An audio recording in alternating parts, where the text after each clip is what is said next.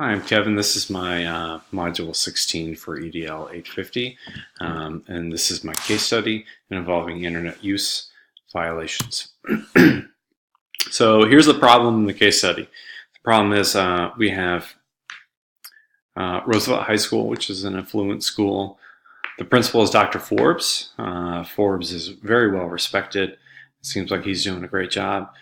We have a new-ish teacher, Miss Walker, who I believe is in her second year of teaching. And things aren't going well in Miss Walker's class. Students and parents are upset about how rigorous the class is. They think it's too hard. What's expected of the kids. They're expected to do a ton of stuff, and their expectations are really high. The principal has tried intervening. The principal has noticed that there is a problem and has made steps to try to help out Miss Walker. Those have gone either unnoticed or unused. And finally, the real problem is there's a website created, and on the website there was critical comments of Miss Walker. There was vulgar language used, and finally there was a threat, which, to quote, said, "Who wants Miss Walker to disappear?" Obviously, that's a huge problem. That's a threat made on Miss Walker. Things I need to know. We need to know who made the threat. We need to get to the bottom of it. We need to know who made the website originally. Was it the person who made the threat? Was it someone else? We need to know all the parties involved. We also need to know who has access to the site. Is it a private site? Is it a public site? Who has seen it? Who has visited it? Who has access? Is it school-wide, or is it just classes, or just people who were invited? Those are things we need to know. We need to know who's making the comments on the site. On the case study, it said that there was a lot of students or people, I guess, who were commenting, and we need to know who's available to make those comments. Also, I need to know, can the people who are posting on the website, can they be identified? Can we go through their IP addresses and figure out who they were? Also, I need to know, can the principal, can Dr. Forbes make the person who, once we find out, and I assume we're going to find out who it was, can we make the person take the site down? So here's my action plan. The first thing that needs to happen is authorities need to be alerted. So first of all, the police need to know what's going on, so they can take steps. We need to take the threat very seriously. We need to make sure that the superintendent is aware of what's going on, and we need to use any kind of crisis management plan that is already in place with the district. And we also need to alert anyone in charge of security or any assistant principals or the dean to make sure that they can take the steps they need. We need to have some meetings as well. So we need, in the case study, there was mention of a tech meeting. We need to make sure that that happens to find out if we can figure out who did this. We need to meet with Miss Walker to make sure she's feeling okay. We need to meet with the student that she said could potentially be behind it. We don't know that for sure, but we need to meet with that student and possibly their parents.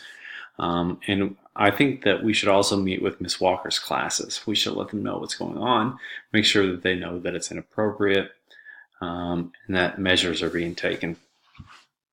The third thing we need to do is make sure that we try to solve the crime, and it is a crime to make a threat on somebody. So we need to have a continuing dialogue with the police to make sure that they are taking the steps necessary to try to figure out who it is and make sure we're cooperating with them.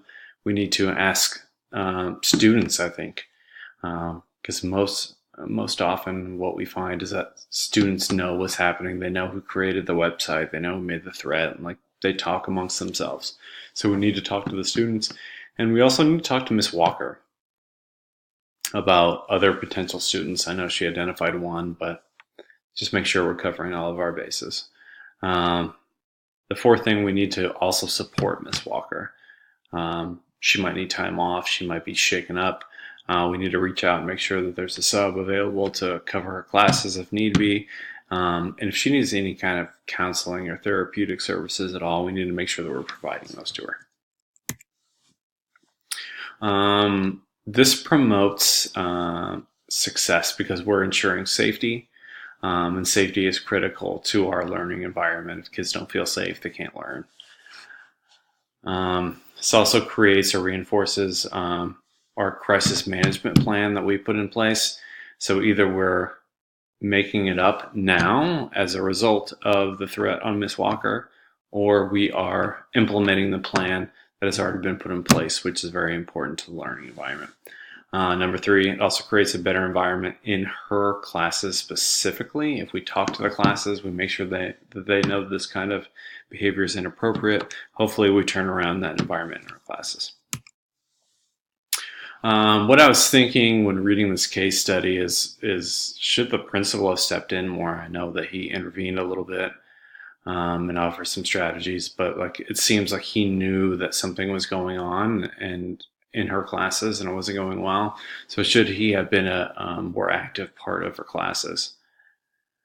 I also think that staff and students should be trained on proper internet usage and how we use it. It's a growing problem, and I think that further training for students and staff alike certainly wouldn't hurt matters. It would only help. I also was thinking when reading this that all threats made against anybody should be thought to be credible. Nobody should be dismissive of any threats or say, oh, somebody was joking or something like that. They should all be considered credible.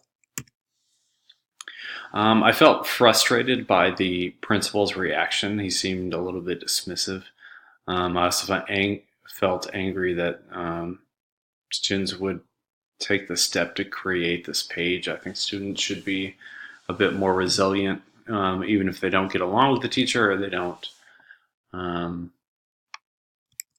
if they're not on the same page as the teacher, they still shouldn't go as far as to create something like this. I also felt frustrated that the principal didn't immediately call the police. I think that should have been the first step that the principal took to ensure the safety of both his staff and his students. And I think in my response, I think I was valuing the safety of the staff and the students. I was valuing the school environment as it pertains to staff reacting to students. And I think I was valuing the integrity of the plans and the processes we put in place to deal with these types of crises. As far as things that are unresolved or questions that I have, I still kind of need to know what's going on with the principal and why he wasn't taking things as seriously as I think that they should have been taken. Also unresolved would be who created the website. I know that I put in my action plan that we're trying to figure out steps to figure that out, but I think that's still an issue that we still need to resolve. And who will solve this problem, or will this solve the problem, the action steps, or will the problem just escalate from here? Because I could see it going both ways.